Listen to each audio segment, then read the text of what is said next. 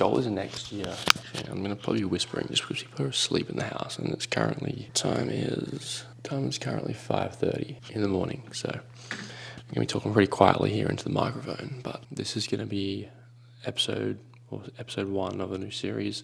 My goal is to become a pro natural bodybuilder. I want to compete for the first time at the end of next year. So I'm going to take you through my full morning routine, what I eat every single day, and just take you along the process of getting to where I want to be. I think I really want to do a lot of running on top of my training, but my goal right now for me is to get as big as possible and then compete in pro bodybuilding. So naturally, obviously, so I want to focus on that. Running is going to take a back seat. I'll still try and do a little bit here and there, but the goal is to build as much muscle as possible. That's the goal, that's the plan, and I want to take you guys along the journey. Up until probably 6 months ago, I wasn't a really huge breakfast person, so it does take a lot for me to get food into my stomach early in the morning. So this is what breakfast looks like currently. Basically, we got quick oats. I'll have about half a cup of that. I actually measure everything as well. So we got ski yogurt. It's got 18 grams of protein per 175 grams. So this thing's just loaded with protein, and it's super, super thick, which I love. Probably about a cup roughly of frozen berries, and then the berries I'll heat up in the pan, just make it super soft, turn into almost like a jam. Mix that all together, and then I've got protein, I got some carbs, I got some fats. I'm pretty good to go for the gym. I'll also take creatine every morning, just it's easy to remember it, and then I've also got pre-workout. Currently don't have a brand that I constantly will go with. Back home I do. I will typically go with Pride EHP Labs, creatine, whatever. But eventually do want to try and sort of pick a brand and stick with it. It's just hard traveling around the world. I'm not traveling around the world, but traveling a lot at the moment. So I do want to pick a brand, stick with it. That one, whatever I find works best, tastes the best. One that I actually agree and believe in. So eventually we'll do that, and eventually I can hopefully partner with a brand and pay less for supplements. That would be ideal.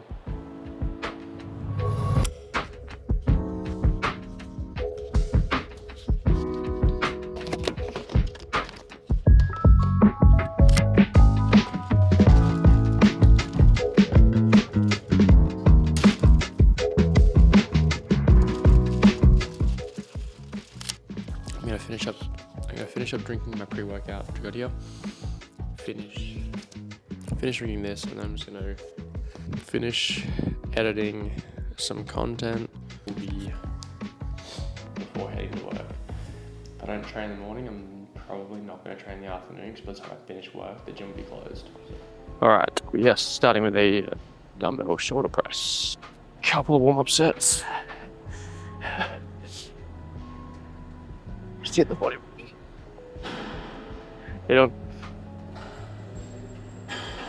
Just get the blood pumping the first few. You don't really need to rest between warm-up sets. Like I said, it's just a warm-up. Just pump them out. If you want to cut a shitload of time off your workouts, when you're on your warm-up sets, you don't need to do a warm-up, do one set, have a 2-minute rest, do a warm-up set, do another 2-minute rest. Do one set, do second set, maybe have a little rest, do third set, and then from there, if you're feeling pretty warm, then go into your working sets. Prior to your working sets, then you would have your bit of a break, 1 or 2 minute rest. But there's no reason for you to have to have a 1 or 2 minute rest between every single warm-up set. I was gonna be in the gym for freaking ever, so every now and then this shoulder with the hooked up AC joint does play up a little bit, so I have to make sure I take my time with warming up on my shoulders. But other than that, we're gonna try and push some heavy ass weight today. Yeah, I want to get to the 80s and just start pumping them out so bad. Just know that every rep should be slow on the eccentric, explosive on the concentric, and every rep should look the same. Other than that, get after it.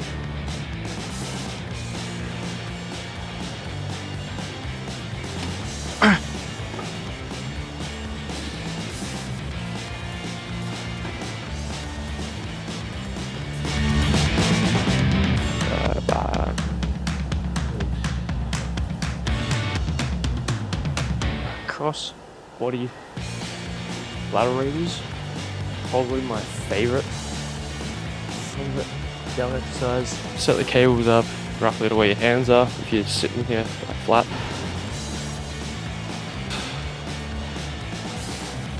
You're gonna face the cables. And basically spin around so they cross over behind you.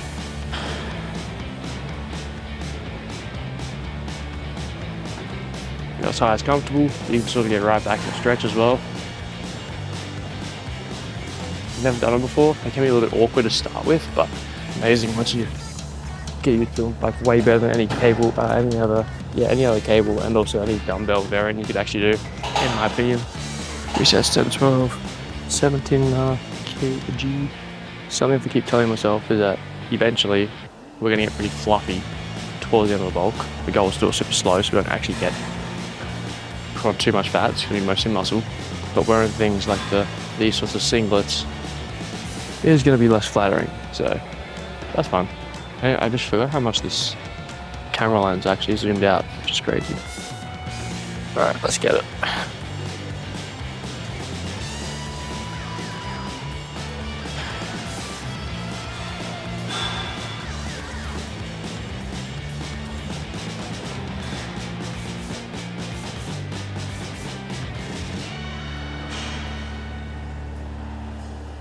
I've got 2.5 more weeks of this push-pull legs arms split, and then I was thinking of going into a full body training split, but I'm actually pretty keen to go into an upper lower.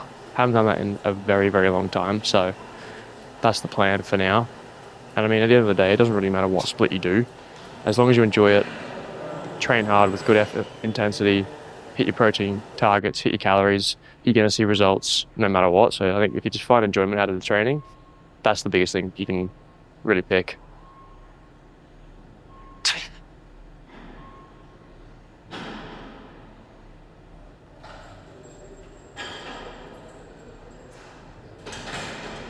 If you have a body part that you feel like is severely lacking compared to other body parts, I would just say just train that first in your workouts that actually target that muscle group. Do it while you're fresh, do it while you're not sore and fatigued, and you'll just see the muscle group like get way stronger, way faster.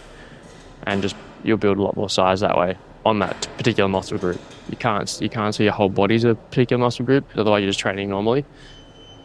So for me, my rear delts are probably one of my most lacking points, and probably arms. So whenever I'm doing arms on a day or my rear delts, even if it's at the end of the workout, I will just move it to the start of the workout.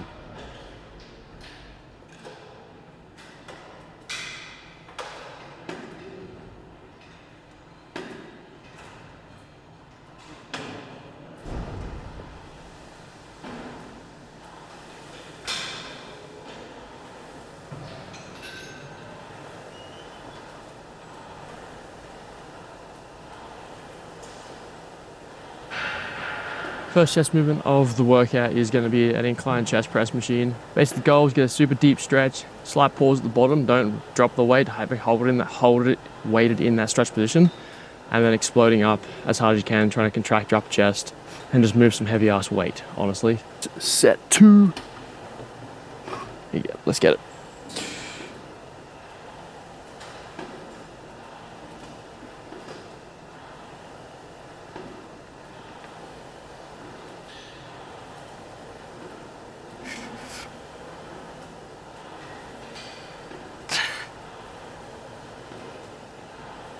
Oh, fuck.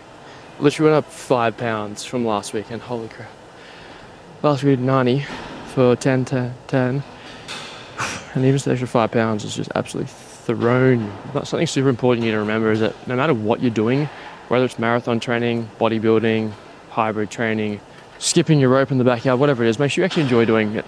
Because if you don't enjoy it, you won't do it for long, you won't do it for a long period of time, and you won't see the results from it. A lot of people, they start something because other people are doing it, and then all of a sudden they realize, oh, this is shit, I hate it, but like this person does it, so I gotta keep doing it, right? And then eventually you stop doing it because it's way too hard.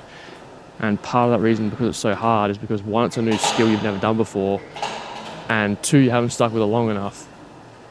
So if you don't enjoy it, it makes things even harder. So make sure you actually do find something you enjoy and then you can stick with it. Like, enjoyment and difficulty are two different things. Running long distances is fucking difficult, but doing it with the right people, that makes it more enjoyable, and it makes it a lot easier as well. It's still hard, don't get me wrong, but it's also more enjoyable. Same with lifting weights. So lifting weights is difficult. The hard part's more the diet outside of the gym, but it's also enjoyable because you get to see the results at the end of it. So I think it's just something super important to remember. 2 minutes 30. Give that last 30 seconds. I struggled on that last set, honestly. I honestly don't normally rest for like 3 minutes, but this exercise, I'm doing 2 to 3 minute rest. 2 if I'm feeling good, 3 if I'm absolutely cooking.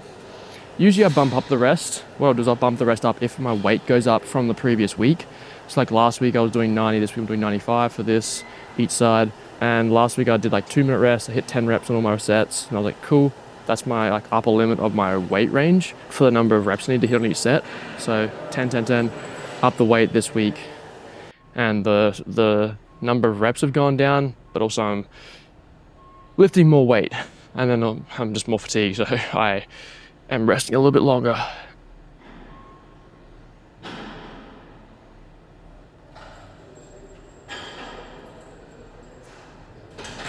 Oh, a couple of partials, come on. Fuck. Yeah, that's still solid. Happy with that.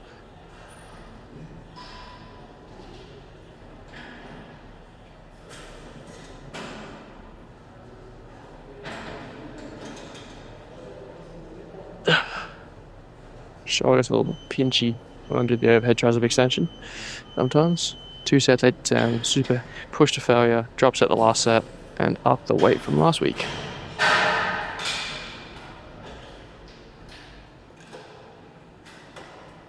Like, if you're not micro-loading and you're just trying to bump up weight by like 10, 15, 20% each week, you're going to really quickly realize that you can't keep doing that, and you're going to start hurting yourself, and you're going to just start using shit form and ego lifting. Definitely doing micro-loading, like adding like 1.5, 2.5 pounds each week, if you're not adding reps or sets, that is, and just, yeah, making sure you're going up by small amounts, because it's a long game we're playing, not a short game, unless you're on steroids, I'm sure.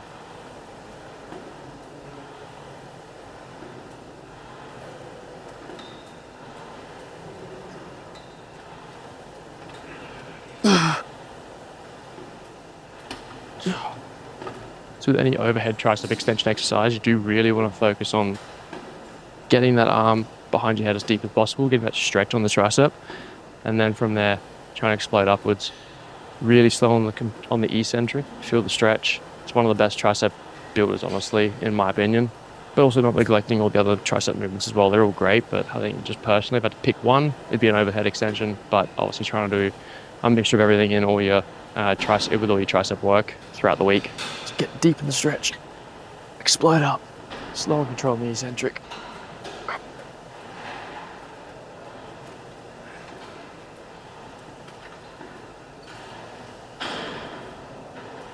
And then we drop that. Cut up by like 20% of your weight. There you go again.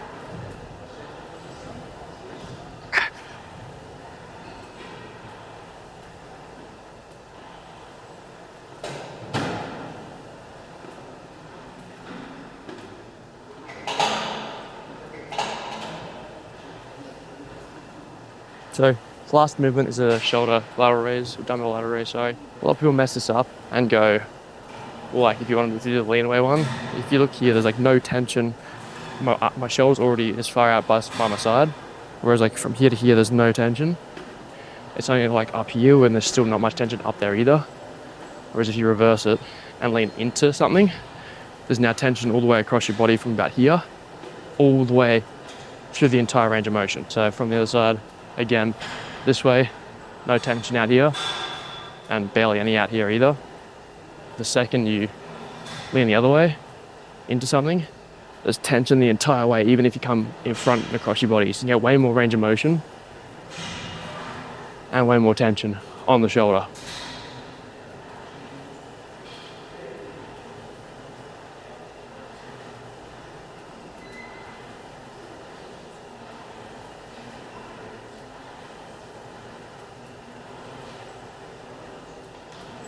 Yeah, if you haven't tried that one before, definitely give it a go. Leaning into something, you even do it with the cable if you want to as well. Cable, not as much because there's constant tension the entire way of the movement because you are using a cable, obviously.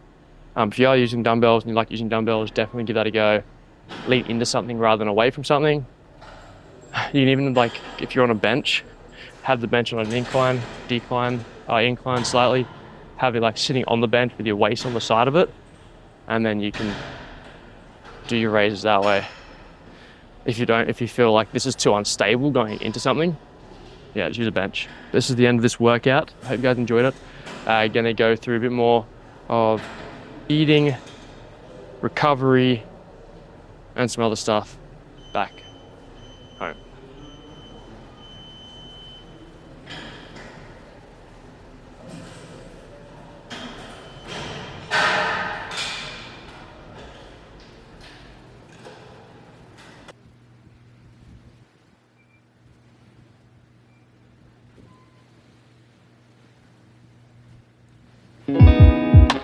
So that's probably the favorite part about doing any sort of vlog, really. Just I love doing the outro. It's something I can just be really authentic and just talk about whatever I feel like, and just anything on my mind, anything I want to think about, anything I can talk about with you guys, my viewers, that actually watch this and stuff. So I'm currently weighing in at around 70. What am I at today? 76.3. I just weighed in at, and my goal really by the end of this bulk is to sort of hit like a mid 90s, which is a lot of weight. Like that's 20 kilos, like 40 something pounds of it'd be fat as well as muscle. But yeah, it's kind of like scary to think about. I was at like 86 going into the start of the cut that I did about 3 months ago now. And looking back at pictures, like I was fluffy. I wasn't super big, but I definitely didn't feel like me. I didn't feel like how I wanted to be or look the way I wanted to be. And going like 10 kilos even heavier than that is pretty daunting. It's pretty fucking scary. But like I think I need to really just lock in, do a proper bulk and put on some actual mass because I've never really done that before. Gonna lock in for the next, what is it now? We're in August, September, October, November, December, January, February. It's like 6-7 months of eating good food, eating a lot of good food, and really just dialing in and training real hard in the gym to try and focus on, just putting on as much mass as possible. That's the plan anyway. I'm gonna have like a 6-week period of no training. I'll be doing like body weight stuff, like lunges, push-ups, probably going for a few more runs and things when I am traveling through America at the end of next month, the end of September. Little 6-week road trip, so that kind of plays on my mind a little bit, but I think I just need to be in the moment when I do end up traveling and going and doing that, because the experiences and the things I'll see will be so worth it. So I don't need to be caught up on I'm not gonna be able to train for 6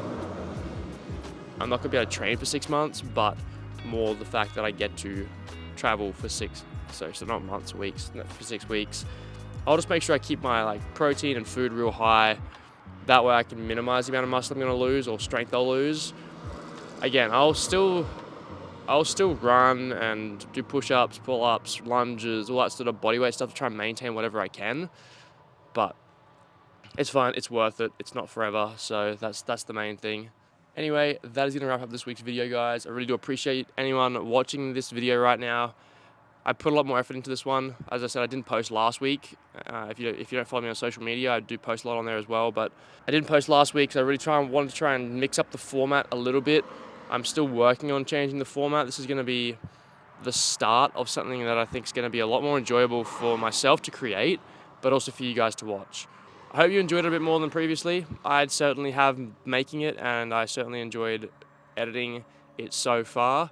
Just got to add this to the outro and we're all good to go. And I'll see you all in the next one. Peace out.